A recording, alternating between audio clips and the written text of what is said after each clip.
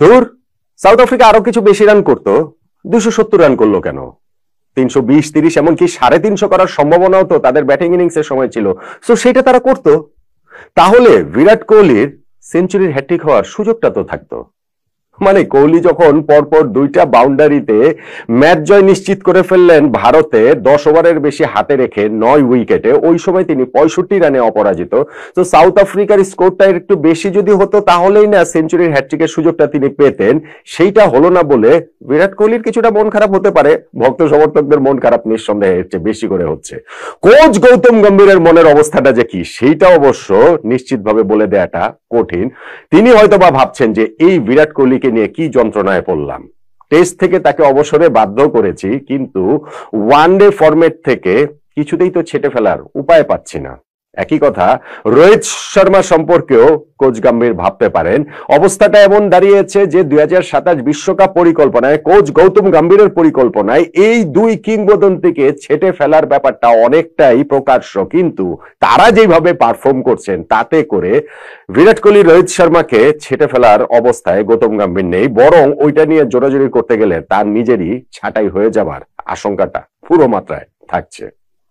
বিরাট কোহলির অসাধারণ একটা সিরিজ কাটলো, রোহিত শর্মাও দারুণ খেলেছেন এবং গত 2টা সিরিজ ধরে এই দুইজনের পারফরমেন্স 2027 বিশ্বকাপে তাদের জায়গাটা এক অর্থে সিল করে দিল, যদিও সেটা এখনো অনেক পরের ব্যাপার। কিন্তু কিংবদন্তি যে আসলে কিংবদন্তি সেইটা তারা এই সিরিজগুলোতে আরো ভালো করে বোঝালেন। রোহিত শর্মা বুঝিয়েছেন, বিরাট কোহলি আরো ভালো করে বুঝিয়েছেন। সিরিজটাতে ভারত জিতে নিয়েছে 2-1 ব্যবধানে। আগের ম্যাচটাতেই সাউথ আফ্রিকা কামব্যাক করেছিল দারুণভাবে, 350 রান তারা করে তারা জিতে নিয়েছিল। এই ম্যাচটাতে ভারতের জয়টা আবার হয়েছে অনায়াস, বিস্ফোরক, বিধ্বংসী। আপনি এই জায়গাটাতে টসের কথাটা বলতে পারেন যদি টার্নিং পয়েন্টের হিসেবে, কিন্তু আমি ওটাকে খুব একটা বলছি না, কেন সেক্ষেত্রে তাহলে তো ভাই আগের ম্যাচের কথা বলতে হবে। সেই ক্ষেত্রে ভারত যে 20টা ম্যাচ ধরে ওয়ানডেতে টস জিতছে না, সেইখানটাতে কয়টা ম্যাচে টসটা আসলে ওইরকম ফ্যাক্টর হয়ে গিয়েছে, টার্নিং পয়েন্ট হয়ে গিয়েছে, বিষয়টা ওই রকম বলাটা আসলে বাড়াবাড়ি হবে বলে আমার কাছে মনে হয়। বরং এইখানটাতে যেই টানা 20টা ওয়ানডে ম্যাচে টস জিততে পারেনি ভারত, এইটা আমি দেখছিলাম অঙ্কের হিসাবে, প্রবাবিলিটির হিসাবে 10,48,576 বারের মধ্যে একবার ঘটতে পারে।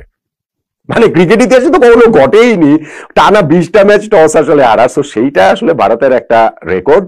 ওই টস যে তারা এই ম্যাচে জিতেছে, অবশেষে তারা জিতেছে, কে এল রাহুল জিতেছেন। সো সেইটাকে তাই টার্নিং পয়েন্টের হিসাবে আমি আনতে চাইছি না। টসের সুবিধাটা, জয়ের সুবিধাটা যে পরে ব্যাটিং করাটা একটু সহজ হয়, ডিউ ফ্যাক্টরের কারণে বল ব্যাটে সহজে আসে, প্রতিপক্ষ বোলারদের জন্য গ্রিপ করাটা কঠিন হয়, বাট স্টিল তারপরেও ভারতের এই জয়টা আসলে রাজস্বিক জয়টা নিশ্চিত হয়ে গেছে আমার কাছে মনে হয় প্রথম ইনিংসটাতে, যেখানে সাউথ আফ্রিকাকে তারা 270 রানে আটকে রেখেছিল।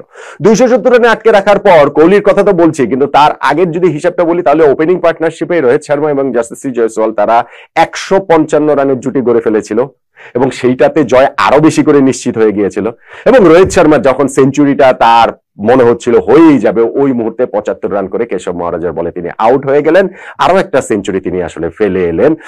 তারপরও তার পারফরমেন্স যদি দেখেন, এই সিরিজের প্রথম ম্যাচটাতে তিনি 57 রান করেছিলেন, এই ম্যাচে 75 রান করলেন। অস্ট্রেলিয়ার বিপক্ষে যে সিরিজ সেইখানটাতেও তার একটা 73 রানের ইনিংস রয়েছে, বিস্ফোরক একটা সেঞ্চুরি রয়েছে। ফলে রোহিত শর্মাকে আপনি বাদ দিবেন কিভাবে? আপনি তাকে ক্যাপ্টেন্সি থেকে সরিয়ে দিয়েছেন বটে, কিন্তু দল থেকে বাদ দেওয়ার, একাদশ থেকে যদি ছাঁটাই করার কথা বলি, কোন রকম কোন সুযোগই আসলে রোহিত শর্মা এখানটাতে রাখছেন না। যশস্বী জয়সওয়াল শুরুর দিকে একটু স্ট্রাগল করছিলেন, কিন্তু পরবর্তীতে সময়ের সঙ্গে সঙ্গে তিনি হচ্ছে গিয়ে অনেক বেশি আরো ফ্রি হয়ে খেলতে পেরেছেন। 75 বলে 50 করেছেন, পরের 50টা করে এক সেঞ্চুরিতে পৌঁছতে তার মাত্র 36 বল লেগেছে। তিনি চতুর্থ ওয়ানডেতেই তার প্রথম সেঞ্চুরিটা পেয়ে গেলেন। ভারতের ষষ্ঠ ক্রিকেটার হিসেবে 3 ফরম্যাটে, টেস্ট, ওয়ানডে, টি20, 3 ফরম্যাটেই সেঞ্চুরি তার হয়ে গেল। শুভমান গিলের জায়গায় তিনি যখন খেলছেন তখন ওই ইনিংসটা তাকে নিঃসন্দেহে, ইনজুর্ড ক্যাপ্টেন আর কি, নিঃসন্দেহে তাকে ওই কনফিডেন্সটা দিবে। এবং এরপরে ওই শুরুতে 155 রানের পার্টনারশিপ রোহিত শর্মার সঙ্গে, তারপরে বিরাট কোহলির সঙ্গে 116 রানের অবিচ্ছিন্ন পার্টনারশিপ, যেইখানটাতে বিরাট কোহলি বলছিলাম যে 45 বলে 65 রান করে নট আউট হয়েছেন। এই সিরিজটাতে 3টা ম্যাচে বিরাট কোহলির রান হচ্ছে গিয়ে 135, 102 এবং অপরাজিত 65, টোটাল 302 রান করেছেন, এভারেজ 151। অস্ট্রেলিয়ার বিপক্ষে সিরিজের প্রথম 2টা ম্যাচে যখন তিনি 0 রানে আউট হন, তখন এটা নিয়ে শোরগোল তৈরি হওয়ার জায়গা, মানে একটা ক্ষেত্র প্রস্তুত হয়েছিল। গৌতম গম্ভীর হয়তো বা সুযোগটা পেয়ে যাচ্ছিলেন, কিন্তু লাস্ট ম্যাচে এই 74 রানের অপরাজিত একটা ঝকঝকে ইনিংস খেলে বিরাট কোহলি নিজের ফেরার ঘোষণা দেন এবং এই সিরিজটাতে তিনি কাটালেন রাজার মতো।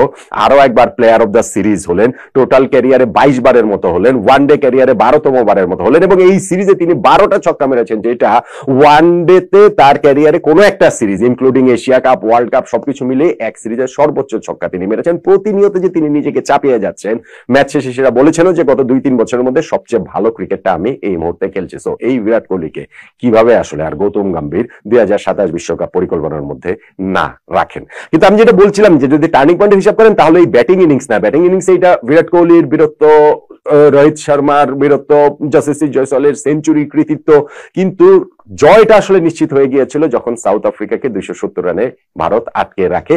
এই রানটা আসলে সত্যিকার অর্থে 300+ মানে কি 350 হতেই পারতো। প্রথম ওভারটাতেই তারা উইকেট হারিয়েছে, আর্শদীপ আউট করে দিয়েছেন সেখানে রিকালটনকে, তারপর একটা সেঞ্চুরি পার্টনারশিপ হয়েছে টেম্বা বাবুমার সঙ্গে, ওইখানটাতে একটা বড় সেঞ্চুরি পার্টনারশিপ হলো, কিন্তু সেই পার্টনারশিপে বাবুমা আউট হওয়ার পর পার্টনারশিপ ব্রেক হয়েছে। তারপরও 28 ওভার শেষে 2 উইকেটে 167 রানে পৌঁছে গিয়েছিল এইখানটাতে সাউথ আফ্রিকা। ওপেনার যে কুইন্টন ডিককের সঙ্গে পার্টনারশিপ হয়েছিল বাবুমার, এবং তিনি আসলে ইনিংসটা এক সাইড থেকে হেল্ড করে রেখেছিলেন। এবং যখন তারা 28 ওভারে 2 উইকেটে 167 রানে পৌঁছায়, ভাই 350 রান তো ওই জায়গাটা থেকে হতেই পারে এখনকার ওয়ানডে ক্রিকেটের গতি প্রকৃতি যদি আপনি বিবেচনা করেন। ওই সময় প্রসিদ্ধ কৃষ্ণার যে স্পেল সেটাই আসলে ম্যাচ ঘুরিয়ে দিয়েছে।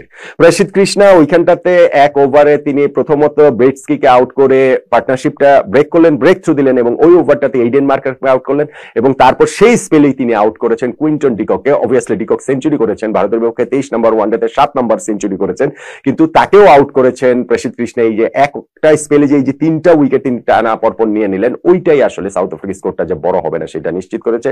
পরবর্তীতে গিয়ে ওই লোয়ার অর্ডার ছেড়ে ফেলেছেন কুলদীপ যাদব, সেইখানটাতে এক ওভারে ডয়েল ডেভিস এবং মার্কো অ্যানসনের উইকেটও নিয়েছেন, কিন্তু যে 270 রানে যে তাদের আটকে রেখেছে ওইটাই আসলে ভারতের জয়টা এক অর্থে নিশ্চিত করে দিয়েছে এই সিরিজে। আমার কাছে মনে হয় যেটা আমি বলছিলাম অস্ট্রেলিয়া সিরিজ এবং এই সাউথ আফ্রিকার বিপক্ষে সিরিজ, এই দুইটা সিরিজে বিরাট কোহলি এবং রোহিত শর্মার পারফরমেন্স মোটামুটি নিশ্চিত করে দিয়েছে যে 2027 বিশ্বকাপ তাদের বাদ দিয়ে গৌতম গম্ভীর পরিকল্পনা করলে চলবে না, তাদের ছাঁটাই করার পরিকল্পনা করলে তার নিজেরই ছাঁটাই হয়ে যাওয়ার আশঙ্কার জায়গাটা থাকবে।